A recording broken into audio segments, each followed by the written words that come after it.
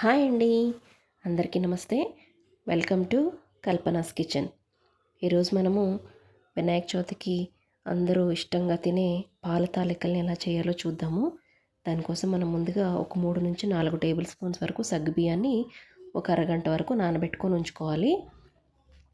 తర్వాత ఒక 1½ కప్ వరకు వాటర్ని బాయిల్ చేసుకోవాలి. దాంట్లోనే ఒక హాఫ్ స్పూన్ వరకు నెయ్యి కూడా వేసుకోవాలి. తాలికలు అనేవి చాలా స్మూత్గా అలాగే విరిగిపోకుండా రావడం కోసం మనం ఇక్కడ నెయ్యి అనేది యాడ్ చేస్తూ ఉంటాము. తాలికలు చప్పగా లేకుండా ఉండడానికి ఒక స్పూన్ పంచదార అలాగే ఒక చిటికెడు ఉప్పు కూడా యాడ్ చేశాను అన్నమాట. ఇక్కడ నేను ఒక 3/4 కప్పు వరకు బియ్యపు పిండిలో ఒక 2 స్పూన్స్ గోధుమ పిండిని కలిపేసి పెట్టుకున్నాను. దాన్ని ఇప్పుడు నేను వాటర్లో వేసి ఉడికిస్తున్నాను అన్నమాట. మనకి పిండి అనేది కొంచెం దగ్గరయ్యి చిక్కబడిన తర్వాత తీసి పక్కన పెట్టేసుకొని చల్లారనివ్వాలన్నమాట. ఇక్కడ మనం ఒక 3/4 కప్పు వరకు పిండి తీసుకున్నాం కాబట్టి ఇక్కడ ఆల్మోస్ట్ ఒక ఫుల్ కప్పు వరకు బెల్లాన్ని తీసుకున్నాను. ఇంకాస్త తీపి ఎక్కువగా తినేవాళ్ళు 1.5 కప్పు వరకు తీసుకోవచ్చు, లేదా 2 కప్పులు కూడా తీసుకోవచ్చు అన్నమాట. బెల్లాన్ని కరిగించేసుకొని పక్కన ఉంచుకోవాలి. తర్వాత నానబెట్టుకున్న సగ్గుబియ్యాన్ని ఉడకడానికి ఒక గిన్నెలో వేసుకొని ఒక 3 కప్పుల వరకు వాటర్ యాడ్ చేసుకోవాలన్నమాట.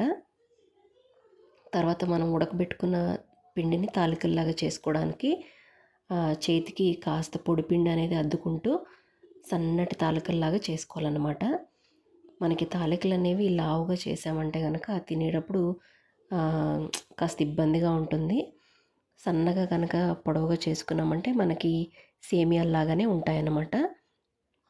అయితే మనం ఇక్కడ గోధుమ పిండి కలిపాం కాబట్టి ఒక 2 స్పూన్స్ తాలికలు అనేవి అస్సలు విరిగిపోవన్నమాట. మీరు ఎంత సన్నగా కావాలంటే అంత సన్నగా చేసుకోవచ్చు. నేను 3/4 కప్పు బియ్యపు పిండిలో 2 స్పూన్స్ వరకు గోధుమ పిండి కలిపి వేసానన్నమాట. సో చూస్తున్నారు కదా, నేను చాలా సన్నగా చేశాను. అలాగే చాలా పొడవుగా కూడా వచ్చినాయి. ఏమాత్రం విరిగిపోకుండా వస్తాయన్నమాట. సో మనం సగ్గుబియ్యం అనేవి ఒక 90% వరకు ఉడికిపోయిన తర్వాత మనం చేసి పెట్టుకున్న ఈ తాలికలన్నీ సగ్గుబియ్యంలో వేసేసుకోవాలన్నమాట. అయితే వేసిన వెంటనే కలిపేయకుండా ఒక్క 2-3 నిమిషాలు అలా వదిలేసుకొని తర్వాత స్పూన్తో కలుపుకోవచ్చు. ఇక్కడ మనకి ఆల్మోస్ట్ 2 కప్పుల వరకు పాలు పడతాయి అన్నమాట. అంటే 1 కప్పు పిండికి 2 కప్పుల వరకు పాలు అనేది కొలత. మనం తర్వాత మళ్ళీ బెల్లం కలిపిన నీళ్లు కూడా వేస్తాం కాబట్టి అదంతా కన్సిస్టెన్సీకి బాగా సరిపోతుంది మనకి. ఇప్పుడు పాలల్లో కూడా ఒక 3-4 నిమిషాల పాటు తాలికలు అనేవి ఉడుకుతూ ఉంటాయి. ఈలోపు మనము పక్కన మనకు నచ్చిన డ్రై ఫ్రూట్స్ అన్నీ కూడా ఫ్రై చేసుకొని పెట్టుకోవాలన్నమాట. నేను ఒక స్పూన్ నెయ్యి వేసేసి దాంట్లో జీడిపప్పులు అలాగే కొబ్బరి ముక్కలు కిస్మిస్లు వేసి వేయించుతున్నాను అనమాట. తర్వాత మనకి ఎలాగూ బెల్లం కరిగిపోయి ఉంది కాబట్టి పాలల్లో ఒక 4-5 నిమిషాల పాటు తాలికలు అనేవి ఉడికిపోయిన తర్వాత మనము బెల్లం పాకాన్ని ఇందులో పోసేసుకుంటామన్నమాట.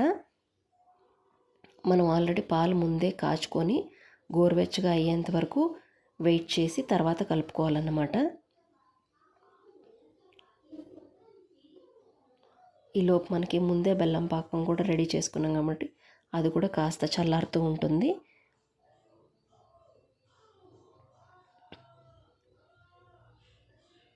మనకి తాలికలు అనేవి సన్నగా రావడం వలన మనకి సేమియాలు తిన్నట్టే ఉంటుందన్నమాట. అసలు నోటికి అతుక్కోవడం కానీ అంటుకుపోవడం కానీ అలా ఏమీ ఉండవు. అస్సలు విరిగిపోకుండా బాగా వస్తాయన్నమాట. ఇప్పుడు మనము కరిగించుకున్న బెల్లం నీళ్ళని ఇందులో కలిపేసుకుంటాము. ఇలా చేయడం వల్ల మనకి పాలు అనేవి విరిగిపోకుండా ఉంటుందన్నమాట.